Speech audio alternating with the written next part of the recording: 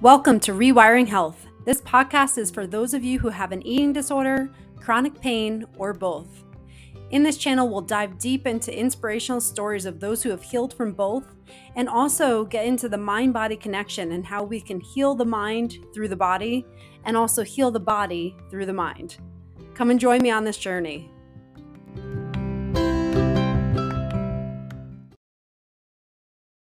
All right, well, welcome back to another episode of Rewiring Health. I'm your host, Kelly Kessler, and I just got done celebrating my first year of this podcast, and I'm just so grateful to have this platform to share inspiring messages that hopefully move your life forward and give you a different perspective. And I've just had such amazing guests on, and it's been just amazing to connect with people under this platform. So again, just so grateful if you're joining me and listening to this. Thank you for being part of this community. And part of that celebration is that the day of I'm recording this right now is tomorrow's my birthday. So we've done a lot of celebrating this past weekend, and my husband surprised me with having some of our friends from upstate New York come down, and we got to spend the day with them on Saturday. And we also got out and got to go indoor skydiving, which we love. It's so much fun. So it was a really good weekend. Which kind of brings me into what I want to talk about today, is that sometimes when we have these amazing moments and you look outside yourself, you're like, wow, this is awesome. Sometimes it doesn't hit us emotionally. It's like there's a dissonance between like what we think we should be experiencing and what we're actually experiencing. And I just want to share a story of when I felt this. And I felt this many times in my life where I can like look outside myself and be like, wow, I feel like I should feel different, and I don't. And several years ago when we got married, we had this beautiful wedding. It was so nice. And my husband and I went off to Maui for our honeymoon. And I just remember this moment, sitting on the beach, and it was right around sunset time, and the sky was just like this pink, purple, orange. It was beautiful. And it was like glistening off the waves. And you could like just hear the waves kind of crashing, like the birds chirping, and like the sand felt really warm and soft while we're sitting there. Just like this pristine, amazing like picture that you like see in the calendars and catalogs. And it's like we were literally living this moment, and like, just gotten married. It's like you should feel like you're on this like absolute high. And I remember feeling like, this is just perfect. Everything around me is so perfect. I feel like I should feel so ecstatic and wonderful, and I don't. And there was this like, again, it just didn't hit me the way I thought it would hit me by looking outside myself. Like, there's this beautiful area. I'm in Hawaii with my new husband, and I just feel like I can't relax. I feel like I can't be in this present moment. And I also remember thinking like, what is wrong with me? Like, why can't I just enjoy this? Like, I got frustrated myself. Like, why can't I just enjoy this moment? Like, you're not going to get this back. Like, just sit and relax and enjoy it. And yet I just couldn't. And I remember the honeymoon, it took me about 5 days into the honeymoon before I like actually felt like I could kind of let myself enjoy it. And I didn't understand what was going on.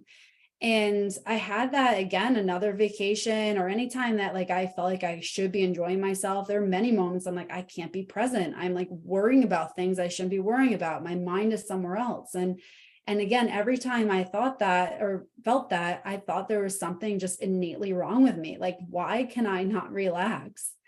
And it took me a long time, but I finally realized that like I had some nervous system dysregulation going on. Like I was living in a constant state of stress, and my body and my system would not just bounce back just because the environment was beautiful or the circumstances were great. It's that I had to change within myself to actually enjoy the external world. And I didn't have that realization then, that there wasn't something wrong with me. It's just that I wasn't doing what was right by myself and doing things to actually love myself and put myself in a position where I could finally enjoy everything that was going on around me.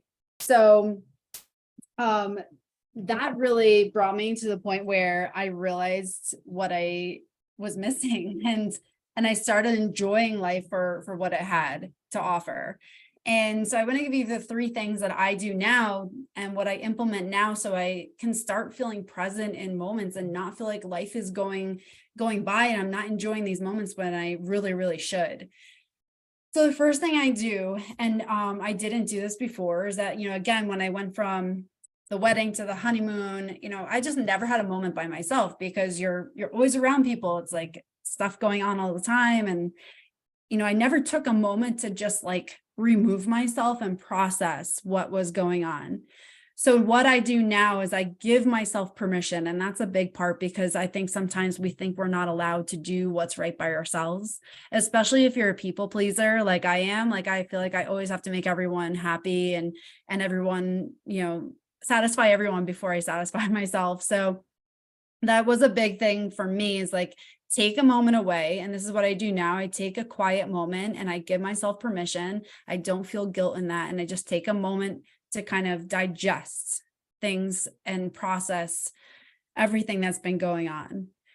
And then on top of that, what I do is that I write down what's going on in my head. So it's not kind of just so that's not circulating in our head. When we write it down and in a very non-judgmental way, I literally just brain dump. So whatever I'm thinking, it's going on the paper. I don't care how awful it is or negative, whatever, it's going on the paper, because if it's on the paper, now it's out of my head.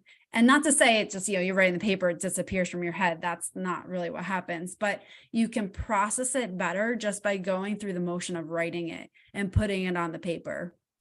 And I just write it down and just kind of leave it.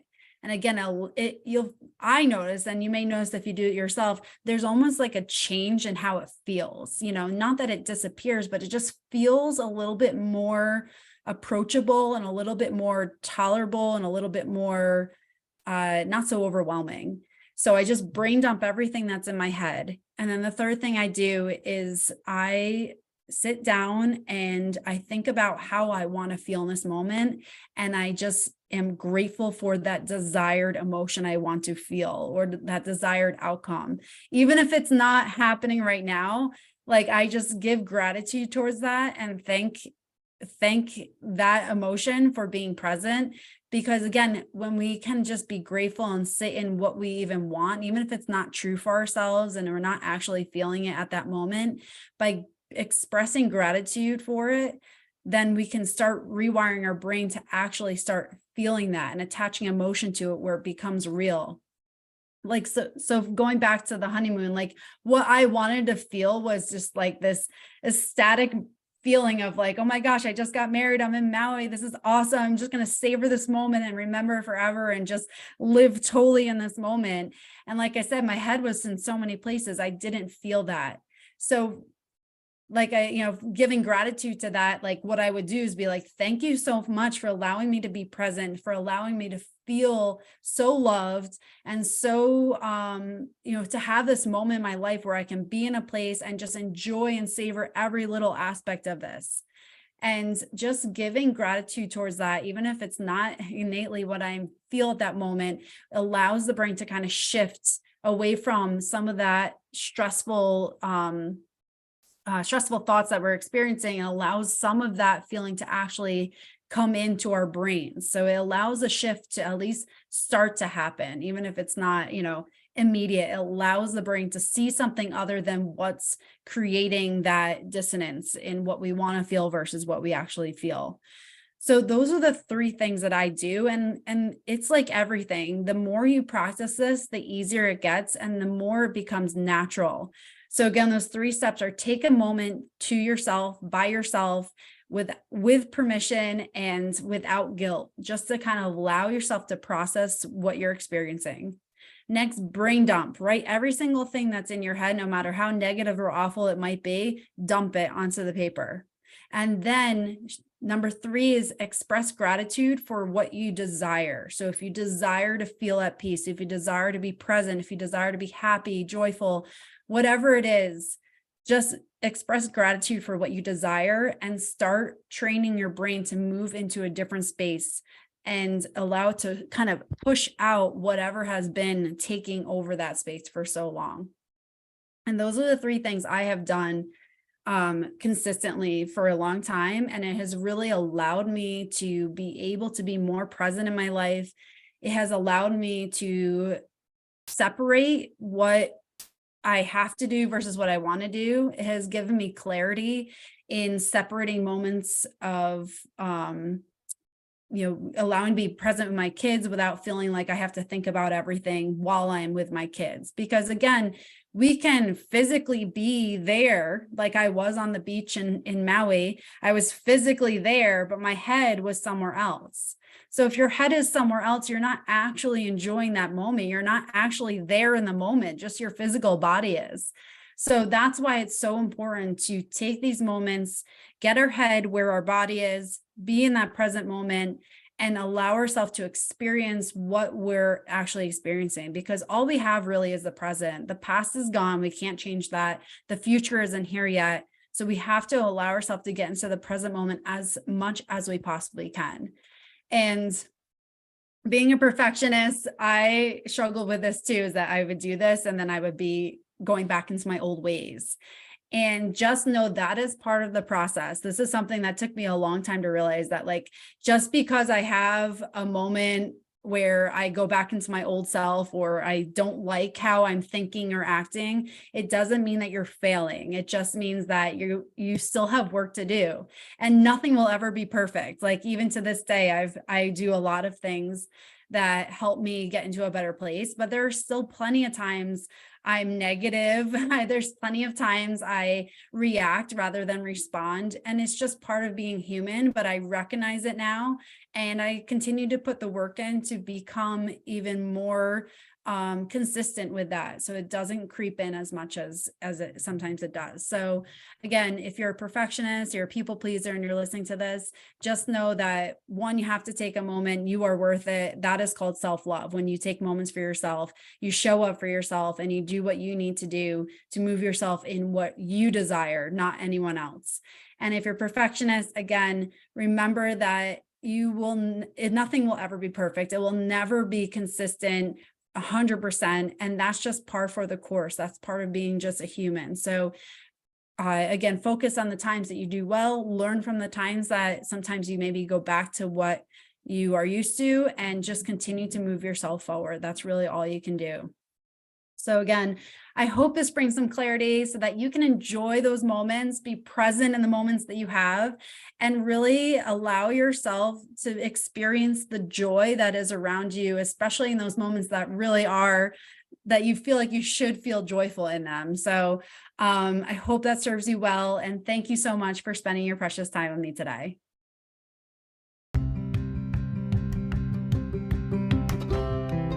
Thank you for spending your precious time to listen to this episode of Rewiring Health. My mission is to inspire hope and healing through science-backed practices. If you found value in this, please share with 3 people and leave a review. By doing so, this message can be spread to those who need to hear it most. Also, to get updates on the most recent episodes, please subscribe to the channel. Thank you so much for being part of this community, and I am forever grateful for you.